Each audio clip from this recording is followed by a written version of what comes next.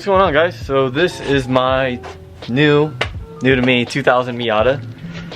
It's just to give a little bit more background to the car. It's a special edition, I guess. It's the rare mica red, or the color is something like that, mica red. So some of the differences that I know of between the regular NB Miata and the special edition are the polished wheels, the Nardi steering wheel with the wood, some wood accents in the interior. The tan leather seats are lighter tan than the regular. This car does come with a factory LSD, and it has a style bar, and a 6-speed transmission. It is a 6-speed manual, not the 5-speed, so it's slightly longer gearing. So yeah, this car is literally like 99.9% bone stock. The only thing not stock when I got the car are the NGK spark plug wires.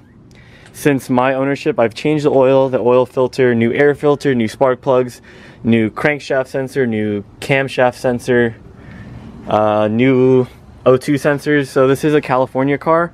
From 99 to 2000, there was a weird situation with the NBs where they have 2 catalytic converters actually. So there's a small pre-cat right after the headers, and then later down after the mid-pipe there is another catalytic converter. That is only on the 99 and 2000 Miatas in California as well. As far as plans for this car, the first thing I'm going to do is replace the timing belt. With the Miatas, you're supposed to do it every 60K. This car is right around 59,000. There is a year limit to that as well. But I'm just going to assume this car has never received a new timing belt. I don't actually know, but just as a safety precaution, it's not that expensive or like crazy difficult, so I'm just going to go ahead and do it. So it's just a little dusty right now, but the paint is in pretty good condition. There are a couple scuffs, unfortunately, like on the rear bumper here, it was scraped. And there's another one on the front bumper. There's that big scratch on the fender.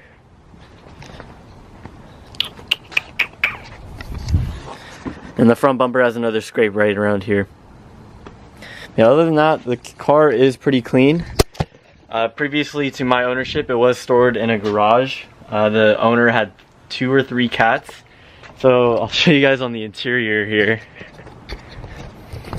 Besides the floor mats being covered in cat hair that I pressure washed, like the door cards themselves have little claw marks from the cat crawling in and out of the car, because they would literally like sleep in the footwell on both sides of the car. So it's kind of funny, but kind of gross because there's so much cat hair in the interior. As far as performance modifications, I don't think I have big plans for this car. I do, of course, just want to delete the style bar and get a hard dog roll bar. Pretty similar to Seawill's car, I'm probably going to get a set of coilovers. Then I do want to get a set of 15x8 Storm wheels. It's a really popular wheel on Miatas. A lot of guys run them.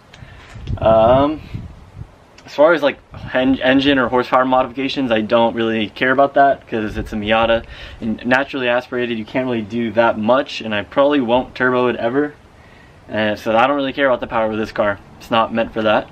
I do want to get a dual tip cobalt muffler as well. I feel like it looks really cool. I've seen on YouTube actually my exact model car, the special edition, with that dual tip, and it looks really sick in this color.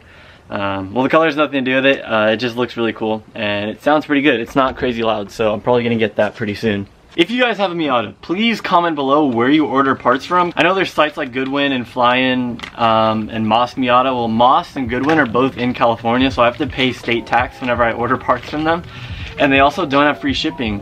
I think Moss has a free shipping after $700 for their minimum order, which is kind of a bummer. So I'm curious where you guys get Miata parts. If you're just on like 1 or 2 parts and they're like only a couple $100 each. So I prefer to get free shipping and prefer to pay or order from a company outside of California so I can avoid the sales tax.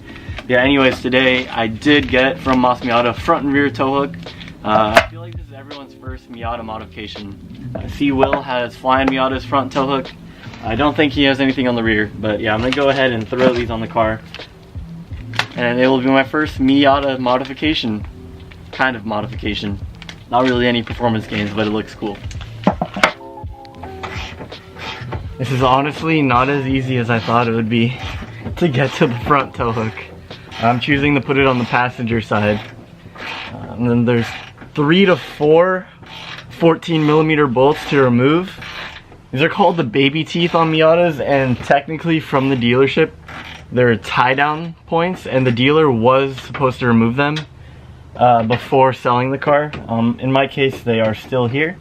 And at least that's just what I read on forums, is that the dealership was supposed to remove it once they took delivery of the car when it was brand new. I don't know how true that is though, but yeah, so in my case it had 3 bolts, and I got the back one from underneath or in the tire well. Unfortunately, the 2 front ones, I can't reach from there unless I remove more of the front bumper, and I can't fit a ratchet wrench, so I'll be here for a while just taking these off by hand with a combination wrench.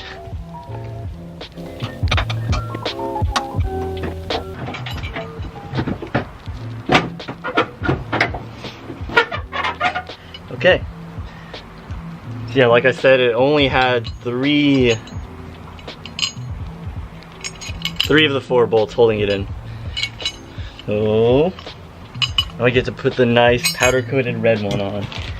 Actually, I had a hard time choosing what color to get for this car because I felt like the red would clash a little bit, but Seawell has a white one. I didn't like the white ones, and the black ones aren't really noticeable, so I just decided to go with the red.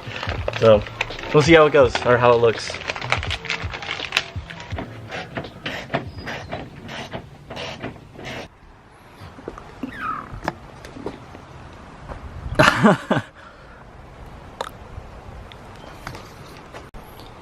Now with the rear, it's not a direct bolt-on. I do have to drill 2 3/8 holes to mount this guy, because on the back it actually does not remove the stock tie-down point. It just bolts next to it, so I will still have access to that and be able to use this if it was ever needed. It's more just for looks though, because tow hooks look cool.